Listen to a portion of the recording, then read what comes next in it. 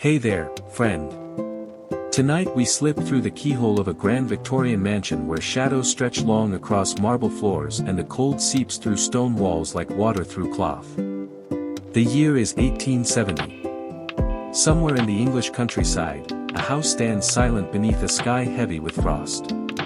Candlelight flickers in a distant window, a single flame fighting against the dark. But that light is not for you. You are not the lord of this house, nor the lady wrapped in silk and furs. You are the one who lights the candles, the one who carries the coal, the one who rises while the world still dreams. You probably wouldn't last 3 days here. Not with soft hands, not with a warm bed waiting at home. Not without the quiet stubbornness that kept these people alive when the walls themselves seemed to breathe ice. So before we go any further, if this kind of slow, sleepy storytelling helps you unwind, consider hitting that subscribe button. It means more than you know. And while you're settling in, where in the world are you right now, and what time is it there? I'd love to know. Now, let your eyes grow heavy. Pull the covers a little closer and imagine yourself waking in the darkness of a servant's attic room. Long before the sun has touched the horizon, the cold finds you first. Before your eyes open, before your mind remembers where you are, the cold is already there, pressed against your cheeks, curled around your fingers, settled deep in your bones.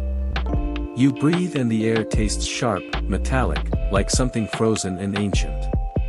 Your blanket, thin and rough, offers little comfort. Beneath it, your body has curled into itself, seeking warmth it cannot find. This is how every winter morning begins.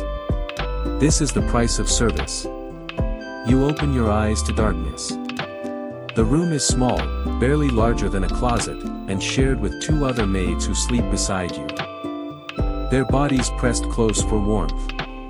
The ceiling slants low, following the angle of the roof, and the single window is thick with frost. Patterns bloom across the glass like frozen flowers. Beautiful and cruel. If you touched them, your fingertip would stick to the ice. You've made that mistake before. You won't make it again. This is the life of a Victorian domestic servant. And winter transforms it into something close to survival.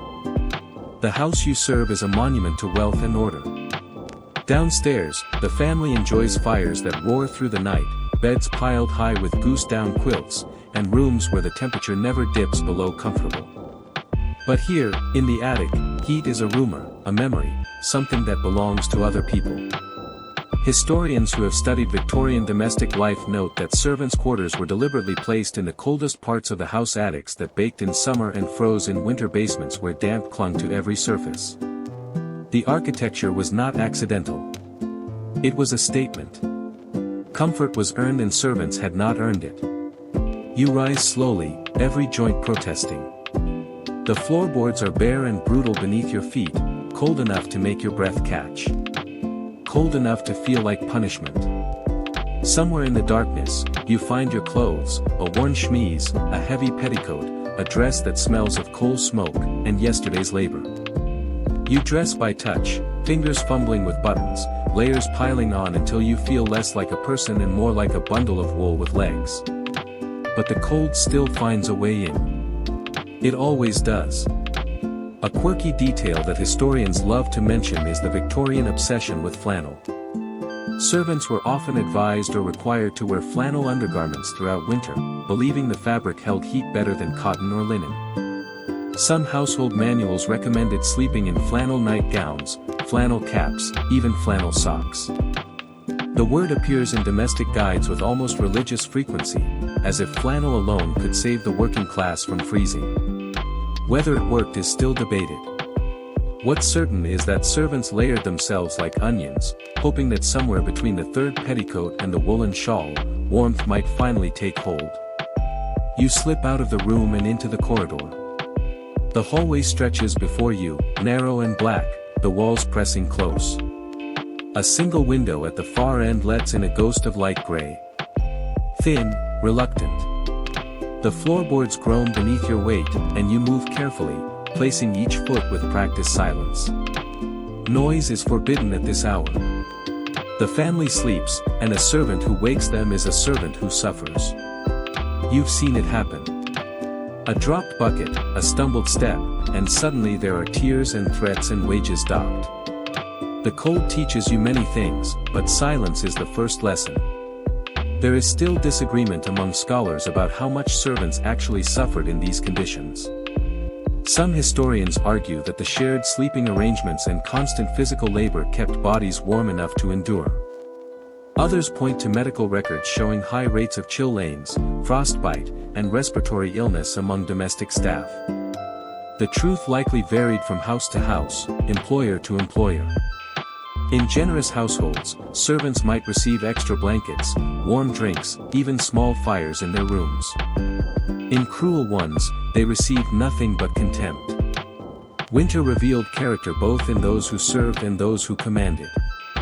You reach the staircase and begin your descent. Each step carries you closer to warmth. The kitchen, the heart of the house, where the great iron range burns day and night. You can almost smell it now. Coal smoke, bread, dough, the faint sweetness of yesterday's jam. The cook will arrive soon to resurrect the fire, but for now, the embers glow quietly. Waiting for hands to tend them. Your hands. Always your hands. The house groans around you, timber and stone settling in the cold.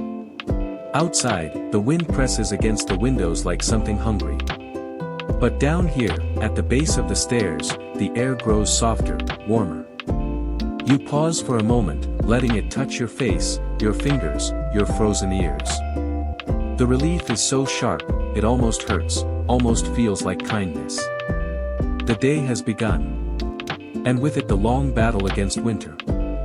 You take a breath, let the warmth fill your chest, and step forward into the work that waits. You've done this 1,000 times before. You'll do it 1,000 times again. And somewhere deep in the walls, the cold watches, patient, knowing it will return tonight as it always does. But for now, you are moving. And movement in this world is survival. The kitchen's warmth fades behind you as you climb back toward the upper floors. A bucket of coal in one hand and a box of matches in the other. Your arms ache already, but the day has barely begun. The staircase narrows as you rise. The walls pressing closer, the ceiling dropping lower until you find yourself in the part of the house that no guest ever sees. The servants' quarters, tucked beneath the eaves, like an afterthought, like something the architect hoped everyone would forget. You pause at the top of the stairs and look down the corridor. The doors here are plain, unpainted, their wood scarred by years of use. The carpet that cushions the family's footsteps downstairs does not extend this far. Here there is only bare floor, cold and unforgiving, and walls so thin you can hear the wind whistling through the gaps. This is where the maids sleep. This is where you sleep. And in winter, this is where the house shows its true face. The attic rooms of a Victorian mansion were never designed for comfort. They were designed for storage of trunks, of forgotten furniture, of people whose comfort didn't matter. Historians examining surviving floor plans note that servants' bedrooms were often carved out of leftover spaces. Squeezed beneath sloping roofs where a person couldn't stand fully upright. The ceilings followed the pitch of the eaves, creating rooms shaped like wedges of cheese. In summer, heat collected beneath the tiles until the air became almost unbreathable. In winter, the cold sank through the roof like water through sand, settling into everything it touched. You push open the door to your room and step inside. The space is small, perhaps 8 feet by 10, and shared with 2 other housemaids. 3 narrow beds line the walls. Their iron frames rusted at the joints. Their mattresses stuffed with horsehair or straw, depending on the household's generosity. Yours is the one nearest the window, which means you get the most light in summer and the most cold in winter. You've learned not to complain. Complaining changes nothing. And besides, the girl who slept here before you had it worse. At least your blanket doesn't have holes. The window draws your eye now, as it always does on mornings like this. Frost has transformed the glass into something almost magical. Ferns and feathers and spiraling patterns that catch the faint gray light and scatter it across the room. You've heard that no two frost patterns are ever the same, like snowflakes, like fingerprints. It's a lovely thought, but lovely thoughts don't keep you warm. And right now, the cold radiating from that window is sharp enough to make your eyes water. A curious detail that historians often mention is the Victorian belief that fresh air was essential for health, even in winter. Many household manuals recommended leaving windows slightly open at night, believing that stale air caused illness and moral decay. Servants, of course, had no choice in the matter. Their windows often didn't close properly anyway, warped by age and weather. The result was a constant draft that crept through bedrooms like an unwelcome guest. One former housemaid writing her memoirs in the early 20th century recalled waking to find snow on her pillow after a gap in the window frame let the storm inside. She wrote that she simply brushed it off and went back to sleep. What else could she do? The cold was not a problem to be solved. It was a fact to be endured. You set the coal bucket down and look around the room. The other beds are empty now. Your roommates have already descended to begin their duties, but the evidence of their presence remains. A hairbrush on a shared dresser, a pair of stockings draped over a chair to dry, a small mirror cracked in one corner propped against the wall. These few possessions are all any of you own, and even these technically belong to your employers. A servant owned nothing but her labor, and in winter even that felt borrowed.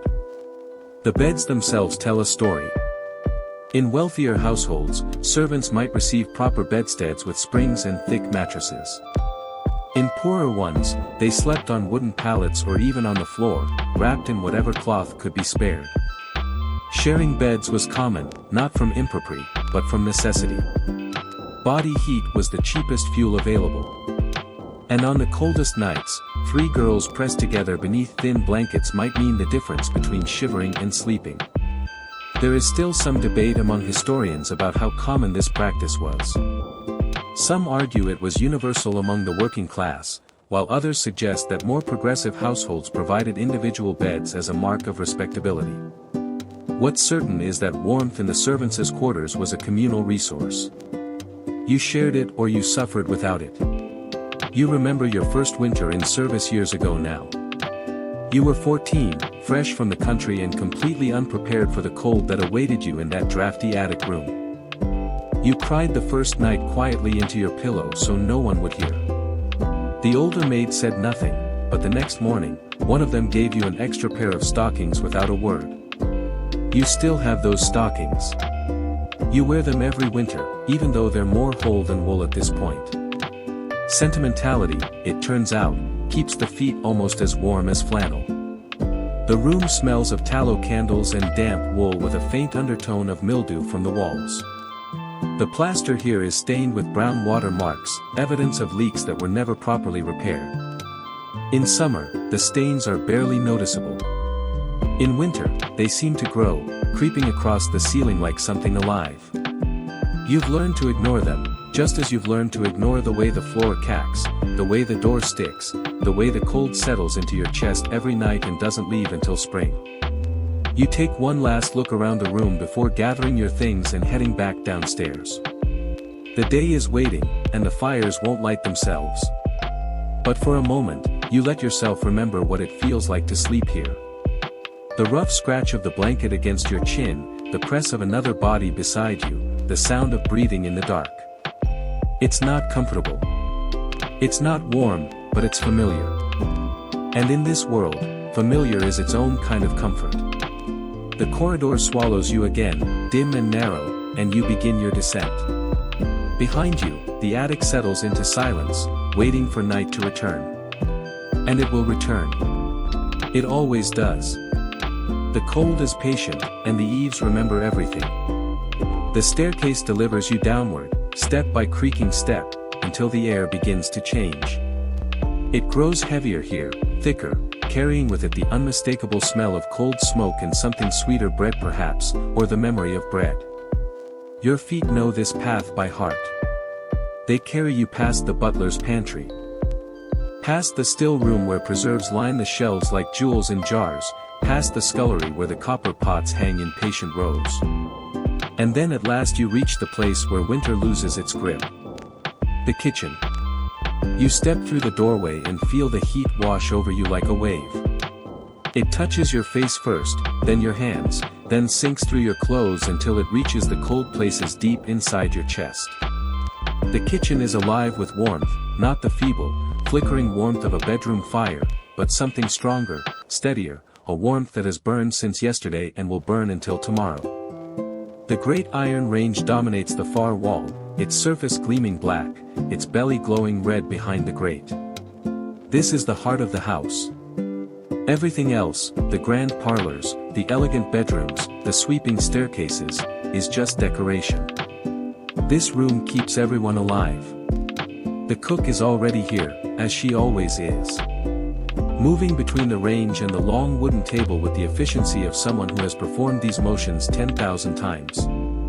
Her name is Mrs. Plummer, though no one calls her anything but cook.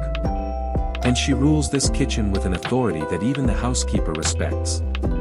She's a large woman, broad in the shoulders and thick in the arms, with hands that can knead dough and wield a cleaver with equal skill. Her face is flushed from the heat, and her gray hair escapes in wisps from beneath her cap. She doesn't look up as you enter, but she knows you're there. Cook always knows. The smell hits you fully now, layers upon layers of scent that tell the story of 100 meals. There's the sharp tang of onions, the earthy richness of roasting meat, the warm sweetness of sugar and cinnamon from yesterday's pudding. Beneath it all, the ever-present smell of coal, that slightly sulphurous bite that clings to everything in a Victorian kitchen. You breathe it in and feel your stomach stir. Breakfast is still hours away, but the kitchen makes promises your body wants to believe. A quirky detail that historians love to mention is the sheer scale of Victorian kitchen ranges. In grand houses, these cast iron monsters could stretch 8 or 10 feet wide with multiple ovens, hot plates, and warming compartments. They consumed coal by the hundredweight and required constant attention to maintain the right temperature. One household manual from the period describes the range as a jealous mistress, demanding more fuel, more cleaning, more devotion than any other appliance in the house. The comparison was meant as a joke, but there's truth in it. Servants who neglected the range faced cold meals, cold tempers, and often cold dismissal. You find your place near the fire and hold out your hands. The heat stings. At first, your fingers are so cold that warmth feels like pain. But slowly, the sensation softens into something bearable, then pleasant, then almost unbearably good. You close your eyes for a moment and let yourself simply feel it. This is the closest thing to luxury your life offers. A few stolen minutes by the range, warming yourself before the day's labor begins. You've learned to take these moments when you can. They don't come often. The kitchen is filling now with other servants, drawn by the same instinct that drew you. A scullery maid appears with a bucket of water. Her cheeks roar from the pump outside. A footman ducks through the doorway, stamping his feet and blowing on his hands. Even the housekeeper passes through, pausing just long enough to warm herself before continuing on her rounds. No one speaks of it. No one needs to. The kitchen is sanctuary and everyone knows the rules.